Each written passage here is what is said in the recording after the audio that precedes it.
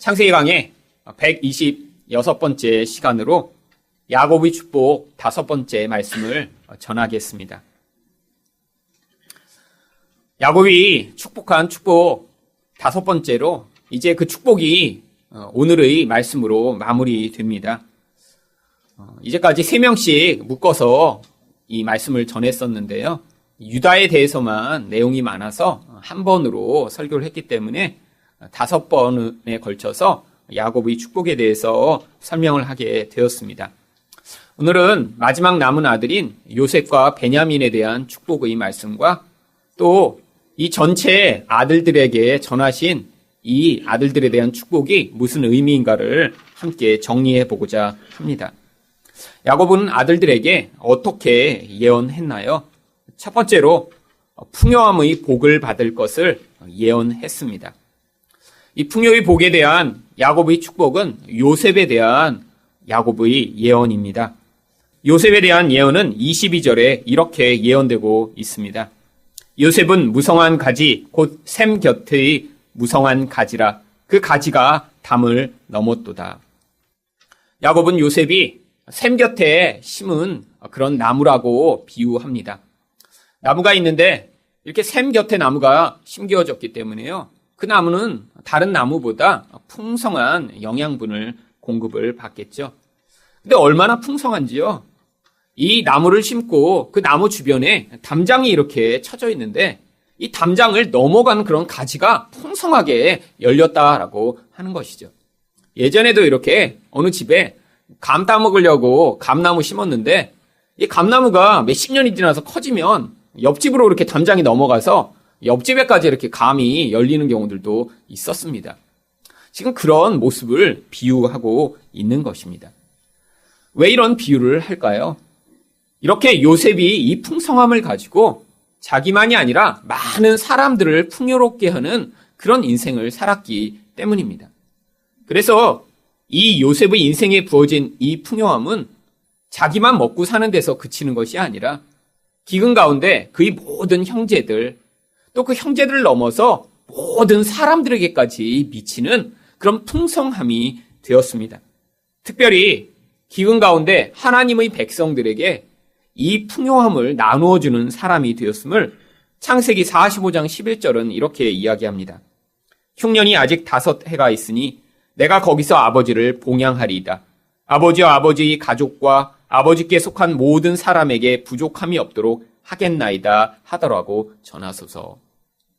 어떻게 자기만이 아니라 자기의 이 11 형제들 그에게 속한 그 수십 명을 이렇게 부족함이 없게 봉양할 수 있는 사람이 되었나요?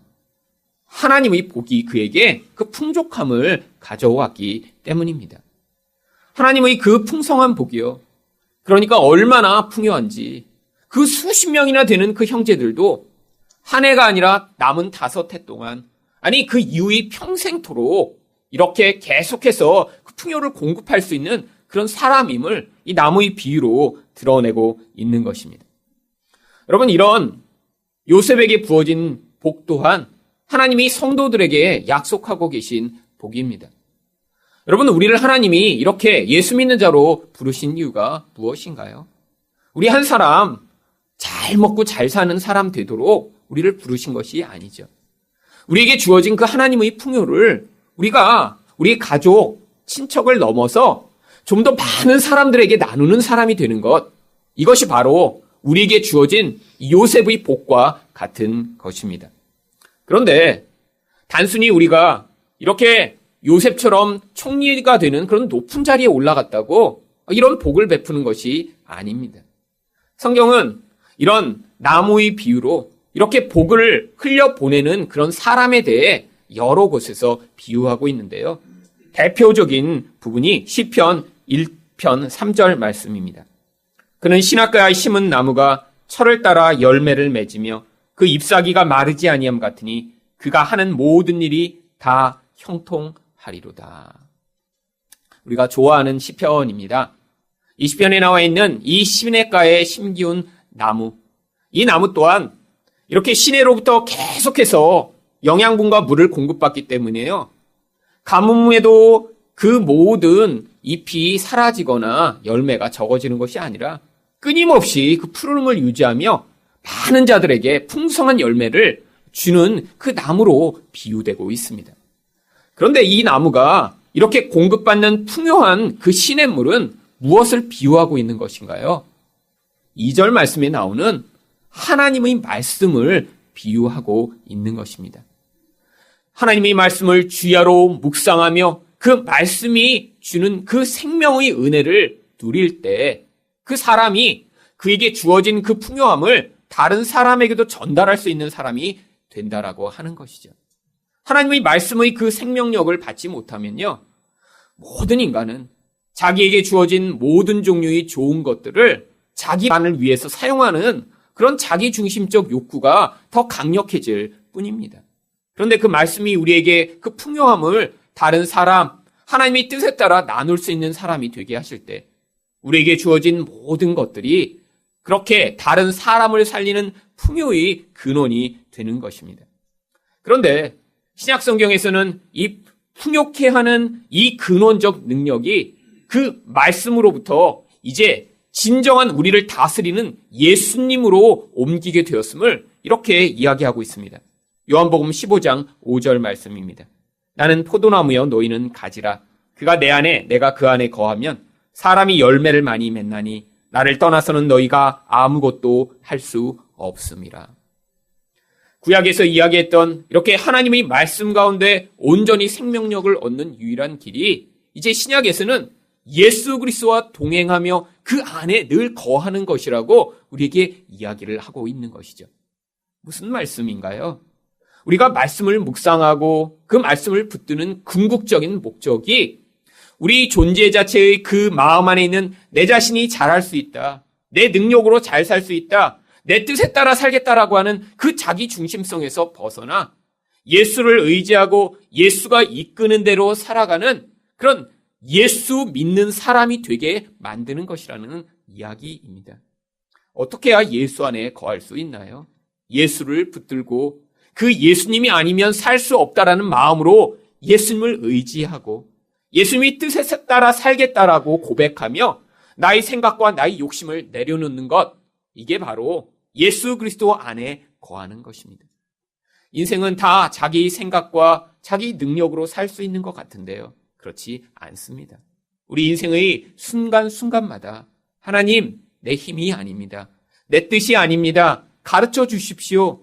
나의 능력을 넘어서 하나님의 능력을 의존하고 사는 예수님 진짜 믿는 사람 되게 하여 주시옵소서라고 고백하며 예수님을 붙들 때 우리 인생 가운데 우리가 이렇게 예수님에게 꼭 붙어서 열매 많이 맺는 가지가 되도록 하심으로 말미암아 우리를 통해 이런 요셉의 풍요함을 많은 사람들에게 베푸는 그런 풍요의 통로로 하나님이 우리를 사용하시는 것입니다. 그런데 요셉에게 이런 풍요의 축복이 약속되어 있는데요, 갑자기 23절에서 분위기가 바뀝니다. 23절 말씀을 보시면 활 쏘는 자가 그를 학대하며 적개심을 가지고 그를 쏘았다라고 이야기합니다. 여기 나와 있는 학대하다, 적개심을 나타내다, 화살로 쏘다라고 하는 것은요, 단순히 전쟁의 상황을 이야기하는 것이 아니라 어떤 사람이 이 요셉을 향해 너무 강한 그런 미움과 적개심과 시기심을 가지고 이 요셉을 죽여야겠다라는 그런 아주 의도를 가지고 지금 이 요셉을 공격하고 있음을 이야기합니다. 아니, 요셉이 이렇게 풍요로운 열매를 맺게 될 것이 약속되어 있는데 왜 어떤 사람은 이렇게 요셉을 미워하고 시기하고 질투하며 이 요셉을 죽이고자 하는 것일까요? 이 원수의 그 궁극적 모습은 마귀입니다. 하나님이 어떤 사람을 통해서 이렇게 풍요로운 열매를 맺죠, 많은 사람들을 부욕해 하시길 원하시면요, 마귀는 그것을 가장 싫어한다는 거예요. 왜죠? 어떤 사람 한 사람으로 말미암아 하나님 백성들이 낙심했다가 다시 회복하게 되고요, 인생을 포기했다가 거기에서 다시 마음을 다잡게 되고요, 그 가난함과 그 절망 가운데 일으킴을 얻는 것, 이걸 마귀가 싫어하는 거예요. 그러니까 어떤 사람에게 이런 앞으로 이 사람을 통해 이런 풍요함으로 인해 많은 사람들을 부욕해야 할 그런 사명과 그런 가능성이 보이면요, 마귀가 그 사람을 처음부터 싹을 잘라버리기 위해 공격하고 시험하고 있음을 이야기하는 것입니다. 이런 실제적인 일이 이 요셉의 인생에 나타났습니다. 요셉이 형제들에게 팔려가게 되고요. 또한 충성을 다해 보디발의 집에서 충성을 했더니 이 보디발의 아내로 말미암아 감옥에 갇히게 되는 일이 일어난 것입니다. 그 배후에 이 마귀적 영향력이 있었던 것이죠. 우리 인생 가운데도 마찬가지입니다. 하나님이 여러분 인생 가운데 여러분이 그냥 여러분 가정에서 아이 키우고 혹은 그냥 내가 먹고 사는 수준에서 산다면 마귀 공격도 아주 비약합니다. 마귀가 특별히 공격하지 않아도요. 그냥 그런 자기 중심적 모습으로 살아가는 것 자체가 세상이 여러분에게 요구하는 것이고요. 그게 인간의 죄성과 가장 부합하는 그런 모습이니까요. 그런 사람을 통해서는요. 아무런 하나님 나라의 영향력이 외부로 나타날 수가 없습니다. 그런데 여러분 안에 그런 사명과 그런 축복이 부어져 있다고 하면 이런 마귀적 영향력도 점점 강해질 수밖에 없습니다. 왜요? 그 사람 하나로 말미암아 많은 하나님 백성들이 일어나게 되고요. 많은 하나님의 백성들이 힘을 얻게 될 것이기 때문입니다. 그런데 하나님이 이런 공격을 왜 허락하시는 것인가요? 이 하나님의 백성이 앞으로 더 많은 열매를 맺을 그런 사람으로 준비되는데 이 공격이 아주 유용한 결과를 남기기 때문입니다. 이것에 대해서 요한복음 15장 1절과 2절은 이렇게 설명합니다. 나는 참 포도나무요 내 아버지는 농부라. 무릇 열매를 맺는 가지는 더 열매를 맺게 하려 하여 그것을 깨끗하게 하시느니라. 예수님은 자신을 포도나무라고 비유하시고 또 하나님을 농부라고 비유하십니다.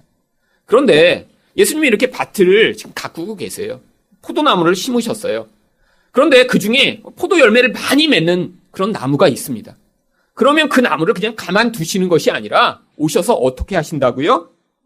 무릇 열매를 맺는 가지는 더 많이 열매를 맺게 하기 위해 그것을 깨끗게 하신다고요. 깨끗게 한다는 말은 다른 말로 하면 가지치기를 한다는 것입니다. 나무 입장에서 보면 고통스러운 일이죠. 아니 왜 내가 이렇게 열매를 맺었는데 왜 내 가지를 자르세요? 왜 나를 이렇게 더 고통스럽게 만드세요? 나를 그냥 두면 좋지 않은가요? 그런데 과수원을 하는 이 농부의 입장에서는 가지치기를 해야 더 좋은 열매를 맺을 수 있기 때문에 반드시 가지를 쳐야 하는 것입니다. 가지치기를 하지 않으면 어떤 일이 벌어질까요? 크고 맛있는 열매가 맺어질 수 없습니다. 상품으로는 불가능한 조그만 열매들이 많이 맺어지겠죠. 그게 나무가 원래 하는 일입니다. 그런데 그런 나무에 가지치기를 많이 해서요. 정말 중요한 열매만을 맺을 수 있도록 할 때 그 열매가 상품적으로 가치가 있고 아주 훌륭한 열매를 맺게 되는 것이죠. 여러분 인생에서도 똑같은 일이 벌어집니다. 열매 맺는 그런 사람일수록 인생에서 이런 가지치기와 같은 고난의 일, 고통스러운 과정들이 어떻게 보면 다른 사람보다 더 많이 일어날 수 있습니다. 여러분 인생 가운데 그런 고난의 과정이 하나도 없다. 내 인생은 내가 지난 인생을 살아보니까 그렇게 힘든 일이 하나도 없고 내 인생 가운데 이렇게 고난이라고 할 만한 일이 하나도 없었네라고 하면 여러분은 이미 열매를 잘 못 맺는 가지라 그냥 살아만 있도록 하나님이 놔두신 거예요. 이렇게 좀 혼자도 있지 못하는데 거기다 가지까지 쳐버리면 죽을 테니까 그냥 너는 살아만 있어줘라. 그리고 그냥 가만 놔두시는 거예요, 지금. 그런데, 아니, 나는 이렇게 자꾸 고난이 많지? 내가 이거 하려고 그러면 그냥 싹둑 팔이 잘리고, 저쪽으로 가려고 그러면 그냥 귀가 잘리고 그러면서 한 발짝도 내 인생을 내 마음대로 살지를 못하겠네? 이런 생각이 드시면 여러분은 하나님이 택하신 거예요. 너는 요셉처럼 풍요한 가지를 가지고 많은 열매를 맺어야 한다. 내가 이렇게 고난이라는 과정을 통해 가지치기를 해서 너 인생은 너 혼자만 사는 인생이 아니라 너를 통해 수없이 많은 사람이 생명을 얻고 도움을 얻는 자가 되게 만드시기 위해 내가 너 인생에 지금 이렇게 개입하고 있는 것이란다라고 말씀하고 계신 것입니다. 이게 바로 요셉의 인생이었죠. 여러분 요셉의 인생 가운데 만일에 이렇게 형들이 그 요셉을 공격하고 팔아먹지 않았으면 어떤 일이 벌어졌을까요? 아버지의 사랑받는 아들로 채색옷 입고 나중에 나이 들어서도 아버지 이 채색옷 이뻐요? 라고 요셉이 아버지를 기쁘게 하고자 평생 사는 그런 아들로 살다가 죽었겠죠. 여러분, 만일에 이 보디발의 아내로 말미암아 이 요셉이 거기서 자기 순결을 지키다 감옥에 가지 않았으면 어떤 일이 벌어졌을까요? 계속해서 노예로 열심히 충성하며 나중에 할아버지가 돼서 이제 그 집을 다 다스리며 보디발, 제가 이렇게 열심히 충성하고 일합니다라고 노예로 살다가 죽었겠죠. 그런데 하나님이요, 이런 원수의 공격과 같은 상황을 이용해 오히려 이 요셉을 더 많은 사람들에게 그 풍요한 생명을 공급하는 자로 변화시키셨던 것입니다. 여러분, 우리 인생에서도 똑같은 일이 벌어집니다. 여러분 자녀를 위해 어떻게 기도하고 계신가요? 우리 자녀는 절대로 어려움이 없고 우리 자녀는 모든 환난을 다 지나간 그런 풍요롭고 평안한 인생을 살게 하여 주시옵소서라고 기도하고 계시면요, 다른 말로 이렇게 기도하시는 것입니다. 우리 아들은 지 혼자 밥 먹고 살다가 그냥 배가 볼록하게 불러서 나중에 죽도록 하나님 만들어 주세요. 자기 배만 불리고 살다가 죽는 그런 인생 되게 해주세요 라고 지금 기도하고 계신 것이죠. 반대로 하나님, 이런 요셉의 복을 부어주시옵소서. 하나님이 그 인생 가운데 중요하지 않은 것들을 가지치시고 고난이라는 과정을 통해 그 모난 부분들을 다듬으셔서 저희 자녀가 이런 고난을 지나지만 많은 사람들을 풍요케 하는 그런 인생으로 쓰임받을 수 있도록 축복해 주시옵소서라고 기도하셔야 되는 것입니다. 고난은 하나님 나라에서의 놀라운 열매를 만드는 그런 걸음과 같은 역할을 하는 것이기 때문이죠. 그런데 원수들이 이렇게 공격하는데 그 원수의 화살에 맞아 요셉이 죽지 않습니다. 그 이유를 24절이 이렇게 이야기합니다. 요셉의 활은 돌이요 굳세며 그의 팔은 힘이 있으니 이는 야곱의 전능자 이스라엘의 반석인 목자의 손을 힘입음이라. 여러분, 여기에 요셉이 어떻게 그 모든 공격을 이겨내며 어떻게 그것을 통해 오히려 강건하게 되었는지 그 이유가 나옵니다. 바로 야곱의 전능자 이스라엘의 반석인 목자의 손을 힘입었기 때문입니다. 요셉 자체가 능력이 많아져서 이 모든 환난을 지나간 것이 아니에요. 요셉이 계획을 잘 세웠더니 훌륭한 그런 인격을 가졌더니 아니 좋은 학교를 갔더니 그런 일이 벌어진 것이 아니라 하나님의 도우심이 그 가운데 있었기 때문입니다. 여러분, 우리 인생 가운데도 마찬가지입니다. 어떤 사람들이 좋은 학교에 가고 좋은 직장에 갔다고 그 인생이 이런 풍요로운 열매를 맺는 것이 아닙니다. 하나님이 온전히 그 인생을 책임지시고 붙드시고 그 인생 가운데 이 모든 환난을 통해서도 열매 맺도록 하실 때만 이런 요셉의 복과 같은 복이 임하는 것이죠. 원수들은 이 요셉을 죽이고자 애썼지만 결국 이 원수들의 공격이 오히려 요셉을 더 많은 열매 맺게 하는 사람이 되게 만드는 이런 영적 반전이 하나님의 능력으로 말미암아 나타나게 되었던 것입니다.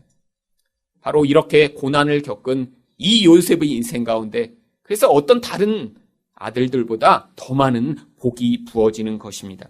그래서 25절과 26절에 이 야곱이 요셉에게 계속해서 복을 약속합니다.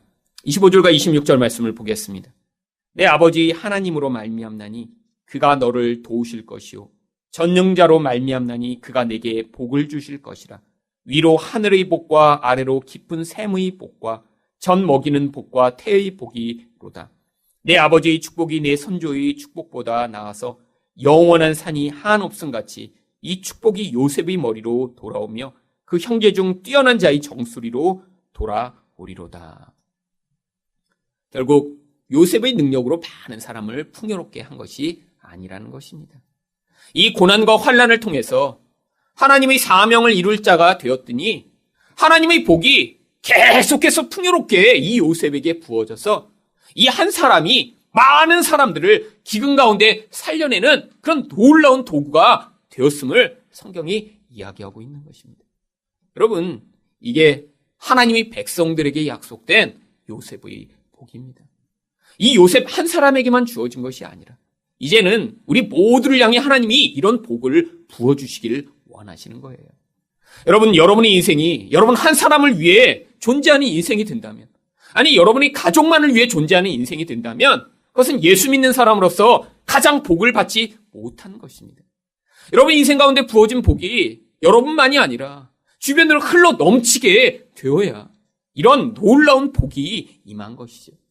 여러분 다른 사람들을 회복시키고 다른 사람들을 온전케 만들며 다른 사람들이 하나님 나라를 살아갈 수 있도록 만드는 것이 단순히 돈으로만 할 수 있는 일인가요? 아닙니다. 각자에게 주어진 은사대로 능력대로 하나님이 부으신 그런 축복으로 이런 일들 가운데 하나님이 인도하심을 받게 될 때 여러분이 어떤 모습을 가지고 계시더라도요, 여러분의 인생이 이렇게 요셉의 복처럼 많은 사람들을 풍요롭게 하는 그런 열매를 맺게 될 것입니다.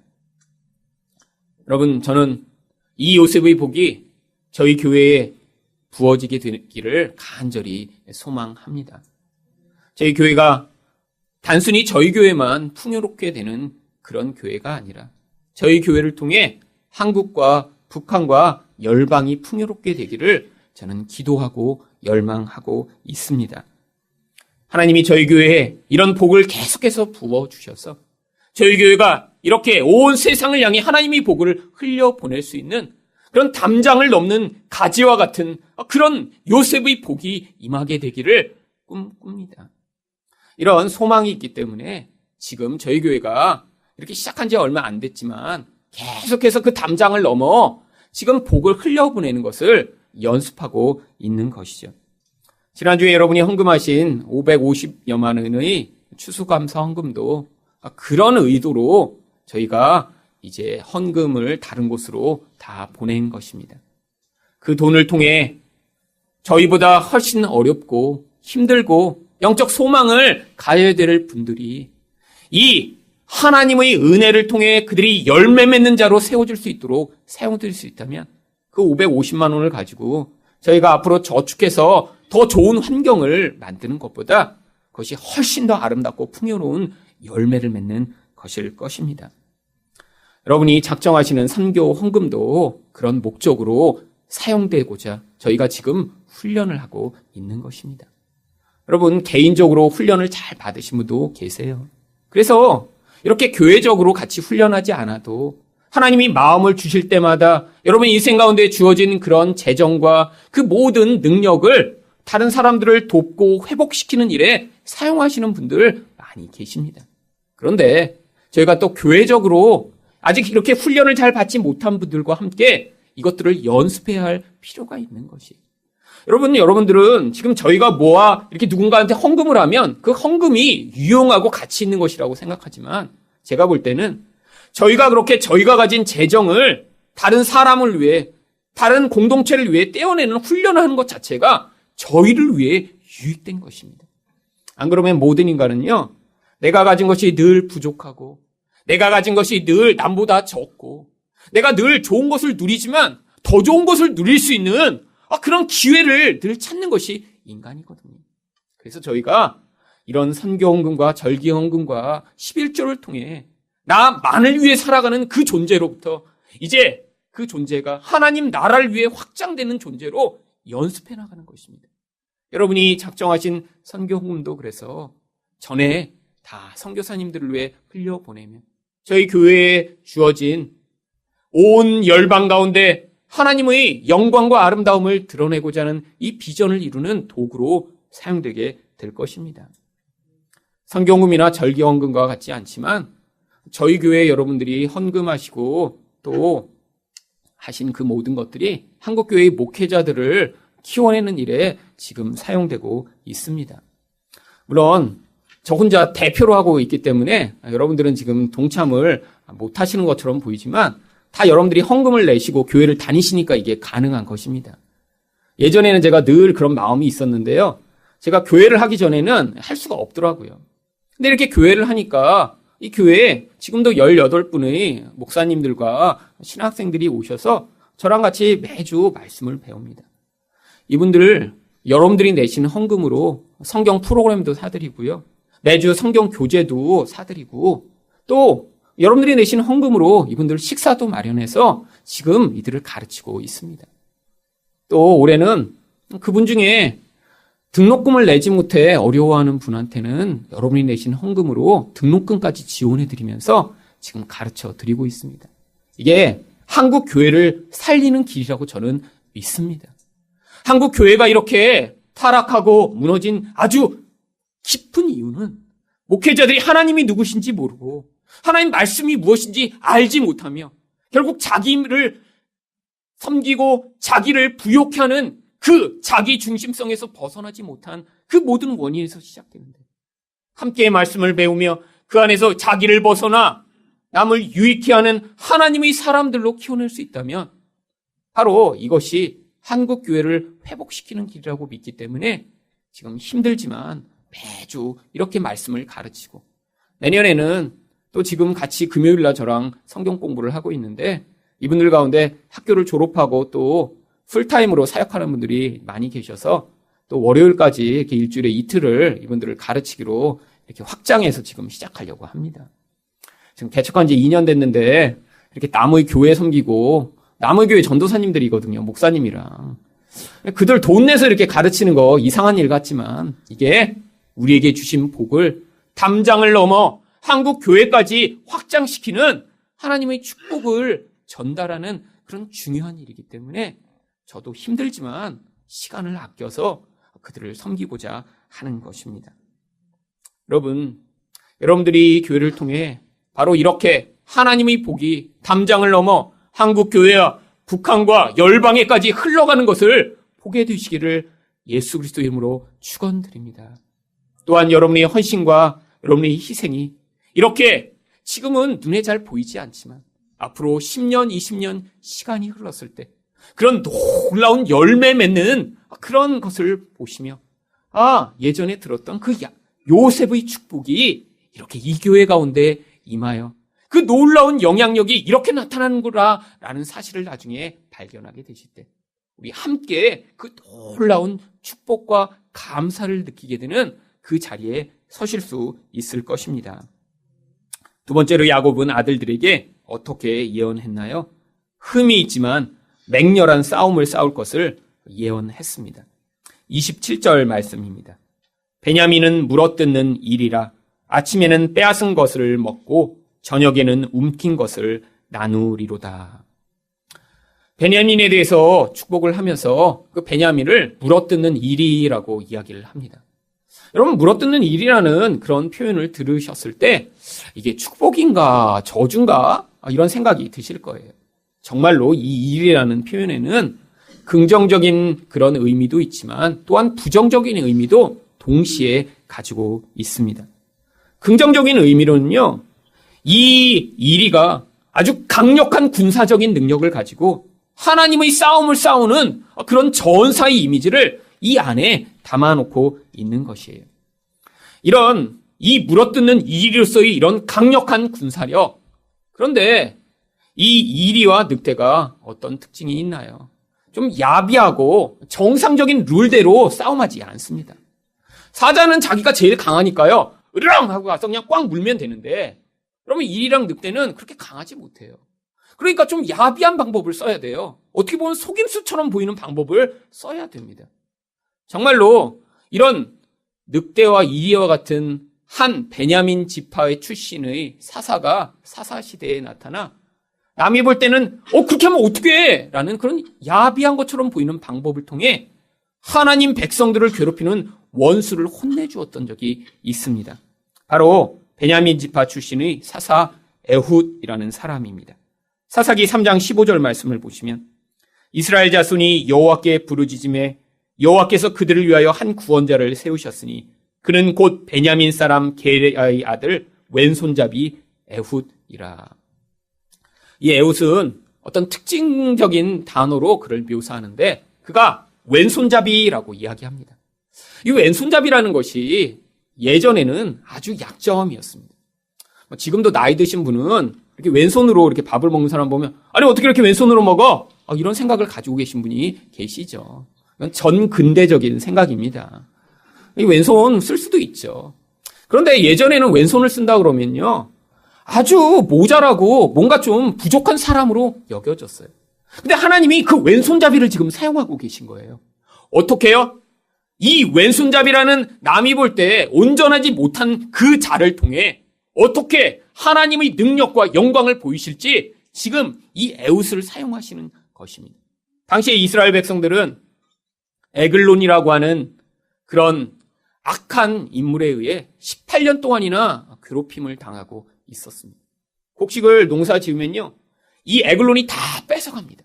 사람들이 굶주려서 매일 고통합니다. 그 고통이 너무 심해지니까 18년 만에 하나님을 향해 부르짖은 것입니다. 그랬더니 하나님이 이 에웃을 사사로 세우십니다. 에웃이 그런데 왼손잡이입니다. 이 에글론 왕을 혼자 만나러 갑니다. 이 에글론 왕에게 이 에웃이 이렇게 이야기를 합니다. 내가 왕에게 아주 긴밀하게 아주 중요한 정보를 알려드릴 것이 있습니다. 아마 사람들이 이 에웃의 몸을 수색했겠죠. 그런데 대부분 오른손잡이들이 칼을 어디에 찹니까? 오른손잡이가 칼을 뽑으려면 왼손 여기서 이렇게 하고 쫙 뽑아야 칼을 뽑을 수 있는데 이 왼손잡이 사사 에웃은 사람들이 의심하지 못하게 오른쪽 허벅다리 안쪽에다 칼을 숨기고 이 에글론 왕을 만나러 갑니다. 왼손잡이니까 오른쪽 허벅다리에서 칼을 뽑을 수 있는 것이에요. 그래서 이 에글론 왕에게 긴밀하게 이야기할 것이 있다고 혼자만 남으라고 한 다음에 이 에글론 왕을 칼로 찔러 죽입니다. 어떻게 찔러 죽었는지 사사기 3장 21절과 22절이 이렇게 이야기합니다. 에웃이 왼손을 뻗쳐 그의 오른쪽 허벅지 위에서 칼을 빼서 왕의 몸을 찌르매 칼 자루도 나를 따라 들어가서 그 끝이 등 뒤까지 나갔고. 이 왼손으로 얼마나 세게 찔렀는지 이 칼날만 들어간 게 아니라 그 칼 자루까지 그 등까지 다 들어가 버렸다는 것입니다. 그런데 성경에 이 에글론이 얼마나 뚱뚱한 왕이었는지요. 온몸이 다른 사람이 한 서너 배쯤 되면 이런 거인이었어요. 그런데 이 왼손잡이라고 하는 이 연약한 사람이 왼손으로 칼을 찔렀는데 그 칼 자루까지 그 등까지 뚫고 들어갈 정도로 그 칼이 강력했음을 이야기합니다. 그러니까 비명 한번 질러보지 못하고 에글론이 죽습니다. 비열한 방법이죠. 속임수를 쓴 거죠. 그런데 이렇게 물어뜯는 늑대와 이리처럼 하나님이 그 사람에게 기름을 부으시니까 그의 불리한 점을 오히려 사용해 원수의 이 죽음을 앞당기는 그런 놀라운 하나님의 도구가 된 것입니다. 그런데 문제는 이런 이리는 또한 부정적인 면을 가지고 있다라고 하는 것입니다. 그래서 스바냐 3장 3절을 보시면 이 이리를 아주 부정적인 그런 자로 묘사를 합니다. 그의 재판장들은 이튿날까지 남겨두는 것이 없는 저녁 이리요. 이리가 먹을 것을 만나면 그것을 하나도 남기지 않고 다 먹어버리는 거예요. 왜? 평소에 그럼 먹을 걸 만나는 게 쉽지 않거든요. 더 강한 곰이나 사자보다 약하기 때문에 그런 음식물을 만나면 남기지 않고 배가 터지도록 먹는 것입니다. 그런데 재판장들이 그런다는 거예요. 백성들에게 남아있는 것을 하나도 남기지 않고 다 뺏어가는 이 나쁜 놈들 같은 이 재판장들아라고 지금 비유하고 있는 것입니다. 이런 부정적 이미지대로 이 이리의 역할을 한 이 베냐민 지파가 있습니다. 사사기 맨 끝부분에 보시면 19장부터 21장에는 이 베냐민 지파가 나머지 11지파와 싸워서 서로를 계속해서 물고 뜯는 장면의 이야기가 나옵니다. 이 베냐민 지파가 살고 있던 동네에 외부에서 어떤 사람이 자기 첩을 데리고 왔다가 잠을 자는데 이 베냐민 지파 사람들이 그 집을 다 에워싸고 그 집에서 그 남자를 내놓으라고 공격을 합니다. 그러니까 남자가 나간 게 아니라 자기 첩을 대신 내보내요. 이 베냐민 지파 사람들이 그 첩을 밤새도록 강간하다가 그 첩이 아침이 돼서 죽어버립니다. 그러니까 거기에 왔던 그 사람이 너무 화가 나서 자기 첩을 12동강으로 잘라요. 그 다음에 그 자른 시체를 각 지파마다 보냅니다. 이 베냐민 지파를 처벌해달라는 것이죠. 그래서 다른 지파에서 군사를 이끌고 그 지역에 와서 이 일을 한 악한 사람들을 내놔라 그랬더니 그 일을 한 사람들은 수십 명에 불과하겠죠. 근데 이 베냐민 지파 전체가 나서서 절대로 내놓을 수 없다고. 우리들은 한 형제라고 우리를 다 죽이지 않으면 못 끌고 간다고 이야기하고 싸우다가 결국 베냐민 지파가 수만 명이 죽임을 당하고 또한 이스라엘 백성들조차 또한 수만 명이 죽임을 당하는 그런 비참한 결국이 만들어집니다. 잘못된 열심으로 형제를 보호하다 서로 물고뜯는 이런 비참한 결국을 만든 것입니다. 그런데 신약성경에 이런 물어뜯는 이리와 같은 역할을 한 베냐민 지파 사람이 등장합니다. 그의 이름이 사울이라고도 불리고 바울이라고도 불리는 사람입니다. 빌립보서 3장 5절 말씀을 보겠습니다. 나는 8일 만에 할례를 받고 이스라엘 족속이요 베냐민 지파요 히브리인 중의 히브리인이요 율법으로는 바리새인이요. 신약성경에 나오는 이 베냐민 지파의 한 사람, 이 사울, 이 사람이 어떤 일을 했나요? 사도행전 8장 3절을 보시면 이 사울이 한 일에 대해 이렇게 이야기합니다. 사울이 교회를 잔멸할새 각 집에 들어가 남녀를 끌어다가 옥에 넘기니라. 이 사울은 열심히 특심한 사람이었습니다. 그런데 자기가 볼 때 예수 믿는 사람들이 다 나쁜 놈들인 거예요. 그래서 그들을 멀리까지 가다 다 잡아다가 다 죽이는 일에 애를 씁니다. 열심은 있었는데 잘못된 열심을 가지고 있었던 것이죠. 그런데 그 인생 가운데 변화가 나타납니다. 사도행전 9장 3절부터 5절까지 말씀입니다.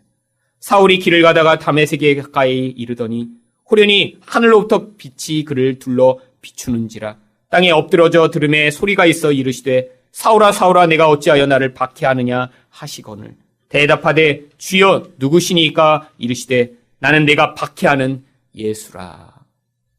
이 잘못된 열심을 가지고 살아가던 사울이 예수님을 만납니다. 이 예수님을 만나고 났더니 그 인생이 180도 변화된 것이죠. 그 다음에 어떤 인생을 살아가죠? 이런 많은 사람들이 자기를 공격하고 고통스럽게 하는데 끊임없이 선한 싸움을 싸워 나갑니다. 그래서 이 바울이 그 인생의 마지막에 뭐라고 고백을 하냐면요. 디모데 후서 4장 7절을 보시면 나는 선한 싸움을 싸우고 나의 달려갈 길을 마치고 믿음을 지켰다라고 이야기를 합니다. 어떤 선한 싸움을 싸운 것인가요? 사도행전 20장 24절을 보시면 내가 달려갈 길과 주 예수께 받은 사명 곧 하나님의 은혜의 복음을 증언하는 일을 마치려 하면은 나의 생명조차 조금도 귀한 것으로 여기지 아니하노라. 예전에는 예수님 박해하는 일에 애를 썼다면 이제는 그 복음을 전하는 일에 자기 생명을 바치는 그런 일을 위해 평생 애쓰고 헌신한 것입니다. 여러분 가운데도 이런 베냐민과 같은 분이 계실 것입니다. 이 베냐민과 같은 분은 다른 사람보다 주도적 성격을 가지고 있을 가능성이 높습니다. 열심히 많을 가능성도 높아요. 그래서 교회에서도 어떤 일을 할 때 남보다 늘 주장이 강하고 또 헌신도 많이 하고 일도 열심히 합니다. 그런데 이런 분이 또 어떤 특징이 있습니까? 그렇지 못한 사람을 보면 화가 나는 경우가 많이 있습니다. 또한 이런 열심을 부리는데 방향이 잘못되면 이 잘못된 방향을 가지고 오히려 다른 사람을 해하고 교회에 나쁜 영향력을 미치는 경우도 많이 있죠. 그런데 하나님이 그런 사람을 통해서도 하나님 나라를 확장하는 도구로 사용하실 수 있음을 오늘 이 베냐민에 대한 축복을 통해 보여주고 있는 것입니다. 마지막으로 야곱은 아들들에게 어떻게 예언했나요? 각 사람의 분량대로 예언했습니다. 28절 말씀입니다. 이들은 이스라엘의 12지파라. 이와 같이 그들의 아버지가 그들에게 말하고 그들에게 축복하였으니 곧 그들 각 사람의 분량대로 축복하였더라. 만일에 축복을 받을 수 있으면 좋은 축복만 받고 싶은 게 우리 마음입니다. 그런데 각 사람은 기질과 능력과 모든 모습이 다 다릅니다. 하나님이 복이 똑같이 임했더라도요, 모든 사람이 다 요셉이 될 수 없고요, 모든 사람들이 다 베냐민처럼 살 수 없는 것이죠. 그래서 하나님이 각 사람의 분량대로 이렇게 축복하셨다라고 이야기하는 것입니다. 지금 이 시대에도 하나님이 각 사람의 분량대로 우리에게 은혜와 은사를 베풀어 주셨습니다. 에베소 4장 7절 말씀을 보시면 우리 각 사람에게 그리스도의 선물의 분량대로 은혜를 주셨나니 사람마다 받은 은혜가 다 틀리다라고 하는 것입니다. 여러분 가운데도 어떤 분을 보시면 저분은 성품이 온유한 것 같은데, 저분은 참 열심히 많은 것 같은데, 저분은 사람을 쉽게 용서하고 품어주는 것 같은데, 저분은 참 능력이 많은 것 같은데, 사람마다 다 가지고 있는 게 틀리다라는 것입니다. 그런데 남을 부러워하고 자기와 비교할 필요가 없다라고 하는 것입니다. 왜죠? 하나님이 각 사람의 분량대로 다 필요한 만큼의 은사와 은혜를 주셨기 때문이죠. 그래서 에베소 4장 11절에서 이렇게 바울이 이야기합니다. 그가 어떤 사람은 사도로, 어떤 사람은 선지자로, 어떤 사람은 복음 전하는 자로, 어떤 사람은 목사와 교사로 삼으셨으니. 저는 기질적으로 이 맨 마지막에 나오는 목사 겸 교사로 은사를 받은 것 같습니다. 여기 나와 있는 선지자나 복음 전하는 자, 특별히 전도자, 이러면 굉장히 부담이 많아요. 제가 그래서 예전에 전도사 할 때 굉장히 부담이 많았습니다. 전도도 못하는데 왜 이렇게 전도사라고 불려야 되나. 그래서 목사 한 수 받고 나니까 훨씬 더 이 부담이 적더라고요. 왜냐하면 여기는 목사가 그냥 목사가 아니라 목사와 교사. 그래서 제가 가르치는 거는 훨씬 쉽거든요. 여러분, 사람마다 받은 은사가 틀립니다. 여러분도 다 받으신 은사가 틀립니다. 그런데 내게 어떤 분량의 어떤 은사가 주어졌나를 보시고 그것을 잘 개발하여 그것이 어떤 목적을 향해 주어져 있음을 잊어버리지 말아야 한다라고 하는 것입니다. 하나님이 왜 이렇게 각 사람에게 이런 은사들을 주신다라고 성경이 이야기하고 있나요? 에베소 바로 뒷절인 4장 12절과 16절은 이렇게 이야기합니다. 이는 왜냐 하면 성도를 온전하게 하여 봉사의 일을 하게 하며 그리스도의 몸을 세우려 하심이라. 그에게서 온 몸이 각 마디를 통하여 도움을 받음으로 연결되고 결합되어 각 지체의 분량대로 역사하여 그 몸을 자라게 하며 사랑 안에서 스스로 세우느니라. 여러분, 목적이 동일하다는 것입니다. 어떤 목적이요? 그리스도의 몸을 함께 세워나가고자 하는 목적입니다. 여러분, 여기에 다 가르치는 자만 있다면 저희는 함께 세워져 나가는 것이 불가능할 것이죠. 그러나 하나님이 어떤 사람은 가르치는 자로, 어떤 사람은 배우는 자로, 어떤 사람은 섬기는 자로, 어떤 사람은 헌금하는 그런 능력과 은혜를 주셔서 여기에서 이 교회가 같이 세워져 나가는 그런 그리스도의 몸이 될 수 있도록 지금 축복하고 계시다라고 하는 것입니다. 여러분, 우리에게 주어진 이 은사를 통해 이 교회 또한 건강한 그리스도의 몸의 일부가 되길 원합니다. 그런데 우리 교회만 그리스도의 몸인가요? 아니요. 이 하늘사랑교회는 그 거대한 그리스도의 몸의 아주 일부에 불과한 것이에요. 그리스도의 몸은 여기만 있는 것이 아니라 한국 교회 가운데도 있고요. 또한 그리스도의 몸은 여기만 있는 것이 아니라 북한에도 있고요. 그리스도의 몸은 세계 열방 가운데 있기 때문에 하나님이 우리에게 주신 은사대로 그 모든 교회들을 섬길 길을 찾으며 우리에게 더 많은 복을 주셔서 그 복을 통해 우리만 잘 먹고 잘 사는 교회가 아니라 북한에 있는 성도들도, 한국에 있는 다른 성도들도, 아니 열방에 있는 모든 백성들이 그 놀라운 하나님의 복을 함께 누리게 되는 그 놀라운 축복의 날이 임하게 될 것을 우리가 기대하고 소망하는 것입니다. 이 하늘사랑교회에 속한 여러분이 이렇게 그리스도의 몸을 세우는 일에 헌신하심으로 그 놀라운 결과, 그 영광스러운 결과를 함께 맛보게 되시는 여러분 되시기를 예수 그리스도 이름으로 축원드립니다.